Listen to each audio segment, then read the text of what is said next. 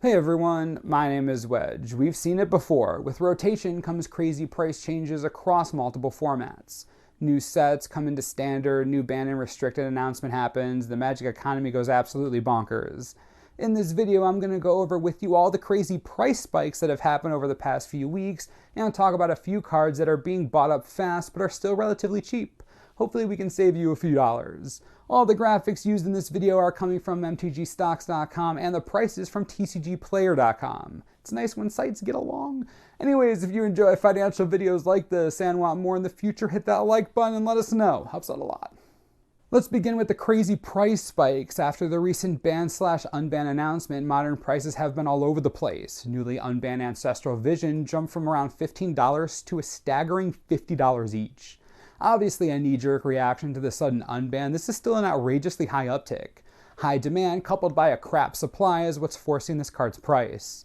Being printed in Time Spiral and a single dual deck isn't enough to maintain a healthy price for the card. It'll be interesting to see where it lands once the dust is settled. Ancestral Vision wasn't the only saucy unban. Sword of the Meek is back in action and everyone knows it, especially Thopter Foundry. The Foundry maintained a solid price of 50 cents for years, like over half a decade. Now, $6 each. It would be much more if it wasn't printed in the Commander 2013 set, thank goodness. Want to know how important that reprint was? Take a look at Sword of the Meek. Only ever been printed in Future Sight. This uncommon has skyrocketed from $2 to a ridiculous $20. 10 times increase because of the unban. Classic supply versus demand situation. Future Sight is a bit older and supply has always been low. Add in a whole slew of players wanting to play Thopter Sword and boom, you get this crazy $20 uncommon situation. Gotta love unbans. Thanks to Thopter Sword being a deck again and Ancestral Vision coming out of its hole, Modern has shifted and other cards are reaping the rewards of that. Gifts Ungiven has almost doubled in price, now clearing $20 each easily. A staple in the Thopter deck, I don't see this price going down for a while. Gifts was undervalued due to the Modern Masters reprint. Surprised it didn't go up sooner, honestly. Academy Ruins also gets new life, not that it needed it, jumping from around $15 to over $20 as well. On pure speculation of power alone, Tezzeret Agent of Bolas has gone from 15 to 40 almost overnight. Tezzeret is a deck that a lot of players are working on, me included. With the sword unbanned, hope exists again.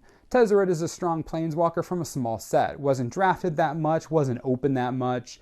The price increase was bound to happen once it got a little attention. I hope you have your copies. The latest Modern spike we're seeing comes from Prismatic Omen. Scapeshift is on the map again after winning the SCG Modern Classic in Baltimore and top 8 Modern events all over the country. Again, we're challenged by a supply versus demand issue. Prismatic Omen was already dangerously low in supply, with TCG Player only ever stocking maybe 10 to 20 at a time. It's crazy low. Easy to buy them all out. Even then, only a handful of sellers have any available. The price is holding in the mid-teens right now, but could go anywhere. Good to have the card on your radar. If you need Omen, might want to get him soon, just in case. I could talk forever about which cards went up and down, but we don't have time for that. Standard prices have fluctuated almost as much as Modern, if not more so. Knight of the White Orchid has jumped in response to its insane popularity in both human and mid-range decks in Standard. The only reason it's still sitting at $6 and hasn't gone crazy yet? Supply. They're everywhere. Or at least they were last week. There are fewer now, but the price is holding steady at around $6.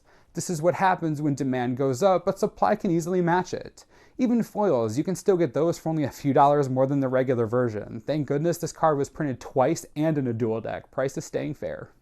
Kythian has been brought back from the dead by the same human deck the Knight is in, jumping from $5 to $15. This is a bit more dangerous. Only one printing, obviously, at Mythic. $15 seems like it'll be the new low point for the card. Hopefully you have your copies already, because I don't see it falling anytime soon if the human decks maintain their popularity. Blue-white humans really spread the financial love. Archangel of Avacyn is another white mythic from Magic Origins that was dead in the water at $6. Yeah, not anymore. The Angel has jumped to a more than healthy 20. Foils haven't even caught on yet, as they're still only $25 each. That's just funny. Anyways, again, mythic rare, a lot of attention, bound to spike, it did. Archangel Avacyn is the real deal. It's too late to jump on the $20 release wagon. Avacyn is sitting at a clean 45 and will definitely not go down unless Banned Company and other white decks stop being good, which won't happen. Supply will increase as the set is drafted more through the rest of the spring and into summer, but the Archangel is in high demand. the highest of any standard card right now. Waiting for it to drop back to $20 is a pipe dream. Not gonna happen, sorry. The last giant mover in standard is Declaration in Stone, the sorcery speed exile card pre-ordered at $3 each and hasn't looked back since, now demanding a $13 premium to play it. One of the strongest removal spells in standard. Again, we're dealing with a situation where white decks have all the power. Until white decks become, I don't know, worse, you won't be seeing Declaration drop that much. It is a rare, not a mythic, so that might help as it gets open more, but I expect this card to sell around $10. I'm not an expert, but we've seen this before. Seems fair to assume 10. Alright, the moment you've all been waiting for. Let's talk about cards that are still really cheap but everyone wants. We'll begin with Bygone Bishop. This clue machine is still under $1 at the time this video was filmed. That's just ridiculous. It saw a serious play this past weekend at the Invitational. Players are using it, and they're definitely buying it, as the card made the top 10 most bought cards this weekend list on TCG Player itself. Link in the description to that, by the way. Anyways, card's $1. Go buy it if you want it. No reason not to at that price. A card I've been watching for a while now and expect to rise at some point is Drownyard Temple. Another card around $1. This just screams value. It's in the blue-red control deck with Pyromancer's Goggles that looks hilarious. It can recur itself from the yard after being discarded, which is basically ramp if we're being honest. And it made the most bought cards list on TCG Player for the second week in a row. It's hard to think that a card this many people are paying attention to is still so cheap. I don't expect it to be like a $20 card, but if you want them, you should get them before they're $5. That's all I'm saying. Lumbering Falls being $2 doesn't make any sense to me at all. Band Company is the most popular deck in Standard right now. Why is this only $2? If you need the Falls, or Hissing Quagmire, or Needle Spires, or Wandering Fumarole, or Shambling Vent, you should buy them now. All the Battle for Zendikar block man lands are much better than their price tags right now. I think they're being ignored. If you needed them for Commander, Casual, Standard, whatever, I'd get them now. It also helps that Hissing Quagmire is in the top 50 most wanted cards on Puka Trade, above even some Shocklands. What does that tell you? Demand. Get ahead of it. There are a lot of creature-based decks in Standard right now. In response to that, various blue-white and Esper Shells have come out against them. All of them featuring cards like Languish and Ojutai's Command. Two cards I think are on the uptick. Language kills most anything in the format right now. Seriously, it's going to be a ridiculous card if these Humans and Collected Company decks stick around. -4/-4 destroys them, no question. I see Languish going up by at least a couple dollars if an Esper deck can make any kind of stink in the format. Ojutai's Command is already going up slowly, but more control shells are adopting it in higher numbers. Not saying it'll be $10, but it might not be $2 for long.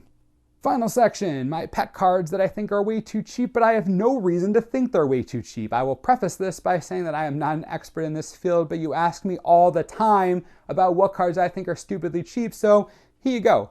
I think Eldritch Moon is going to help werewolves, and I think it's going to help a new black-red aggro deck since the archetype clearly needs assistance. With werewolves in mind, I'm keeping an eye on Arlencord. She isn't really anywhere right now, and if she doesn't see an increase in play soon, she'll get the Nahiri treatment, $10. That's what I want. If she goes down that far, I'd jump on that. Of course, it may not happen, but I really expect werewolves to be a focus in the next set, just something I'm eyeing. The only other Shadows over Innistrad card I'm watching is Westvale Abbey. Despite its crazy amount of hype and the fact that it was in a ton of decks over the weekend, the price is still going down. You can get copies for under $10 now. It's a serious drop. I think the power level of this card is greater than its price, but again, that's just me. I'm not going to buy it now or anything, but if it goes down another $1 or $2, hard to make a case against it. I think that's going to do it for this episode. Again, I cannot stress this enough. I'm not an expert. I can't make you a bunch of money selling Magic cards. It isn't going to happen. All I can do is give you information that's already out there to keep you informed on what's going on and maybe help you make smarter purchases. It's all about making the game cheaper after all. Let me know what you think about this series and what you would change to make it better. Also, what do you think about my choices? You like, you don't like? Leave me all your thoughts. I don't presume to know anything besides what the graphs tell me, so let's have a conversation. As always, subscribe for the latest and most reliable Magic the Gathering information you could ever need. This is the Mana Source. I'm Wedge. Thanks for watching. We'll see you next time. This video is brought to you in part by TCGplayer.com. Cards I think you should get? Bygone Bishop. Dude's only $1. Can't go wrong for $1. Seriously, you can't. Just buy it. Also, I'm going to go out on a limb and say that Lumbering Falls has to go up. It's too popular. It really is. $2? Come on. Gotta give me some of those. If you want these cards super cheap, click the links in the video. Help the channel. Everyone wins.